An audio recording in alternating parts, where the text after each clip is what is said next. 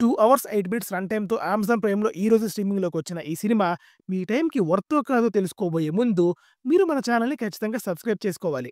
ఎందుకంటే థియేటర్ రివ్యూసే కాదు, ఓటీటీలో ఎన్ని మూవీస్ వస్తే అన్ని మూవీస్‌ని మ్యాక్స్ కవర్ చేయడానికి ట్రై చేస్తున్నాం. Now coming to the story line. ధార ఒక 8 ఇయర్స్ పాప. తనకి డాన్స్ అంటే ప్రాణం. అయితే తను డాన్స్ చేయడం ధార తండ్రి అయిన శివ్‌కైతే అస్సలు నచ్చదు. ధార టాలెంట్‌కి ఏకంగా డాన్స్ ఇండియా సూపర్ స్టార్‌లో పెర్ఫార్మ్ చేసే ఛాన్స్ వస్తది. కానీ ధార లైఫ్‌లో కరెక్ట్‌గా అదే టైంకి ఒక అనుకోని ట్రాజిక్ సిట్యుయేషన్ వస్తది. ఆ తర్వాత ఏమైంది? ధార ఆ డాన్స్ కాంపిటీషన్‌లో గెలిచిందా? తన డ్రీమ్‌ని నెరవేర్చడం కోసం వాళ్ళ నాన్న ఏం చేశాడన్నది సినిమా చూసి తెలుసుకోవాలి. Now coming to the positives. This film is all about the beautiful bond between father and a daughter. And అలాగే ఎన్ని సిట్యుయేషన్స్ వచ్చినా కూడా ప్రయత్నించడం చాలా ఇంపార్టెంట్ అని చెప్పడం. ఈ 2 పాయింట్స్‌ని మంచి ఎమోషనల్‌గా బాగా కన్వే చేశారు. Direction by Remo D'Souza is good. First నుండి లాస్ట్ వరకు ట్రూ టు ద కోర్ పాయింట్‌కి స్టిక్ అయ్యి, అలా ధార అండ్ శివులకి మనల్ని బాగా కనెక్ట్ చేయించి, అటు నవ్విస్తారు. అట్ ద సేమ్ టైమ్ కొన్ని సీన్స్‌లో కంటి నుండి నీళ్ళు ఆగలేనంత ఎమోషనల్ చేస్తారు. ఎమోషనల్ సీన్స్ అయితే కొన్ని ఉంటాయి భయ్యా! చాలా బాగా తీశారవి. జనరల్‌గా ఈయన మూవీస్‌లో ఎమోషన్ బాగుంటుంది. కానీ ఇందులో మాత్రం అస్సలు ఎక్స్‌పెక్ట్ చేయలేదు. ఏడిపించేస్తారంతే. Climax of this film is good. ఒక కొత్త యాంగిల్‌తో గెలవడం, ఓడిపోవడం గొప్ప కాదు.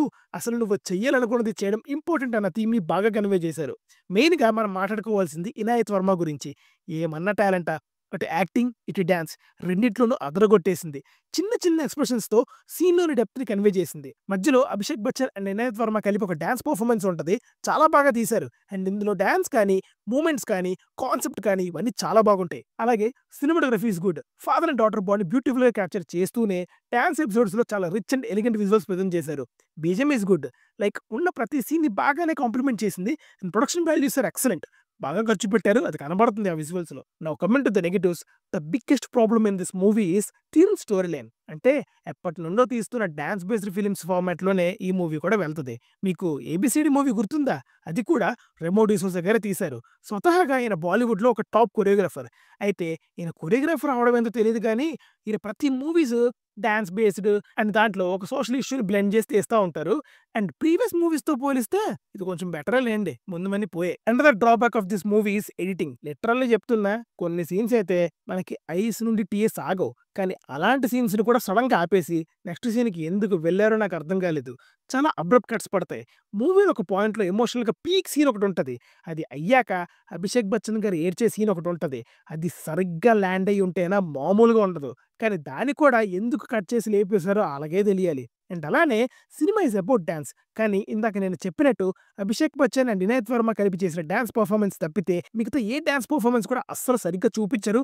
ఉన్నా కూడా అవి కూడా ఎడిటింగ్‌లో లేపేశారు. ఫైనల్‌గా చెప్పాలంటే routine story and editing mistakes ఉన్నా కూడా ఇట్స్ ఎ డీసెంట్ వాచ్ అండి. ఆ ఎమోషనల్ సీన్స్ కోసం అండ్ ఆ బ్యూటిఫుల్ బాండ్ కోసం ఈజీగా ఒకసారి చూసేయొచ్చు. ఫ్యామిలీతో చూడొచ్చా అంటే యెస్. పక్కాగా ఫ్యామిలీతోనే చూడాలి. సినిమా చూసాక కింద కామెంట్స్‌లోకొచ్చి మూవీ మీద మీ ఒపీనియన్ ఏంటో చెప్పండి. అంటే మనం సింక్‌లో ఉన్నామో లేదో కూడా తెలియాలి కదా! మళ్ళీ నెక్స్ట్ వీడియోలో కలుద్దాం. Mental signing off team movies for you. By.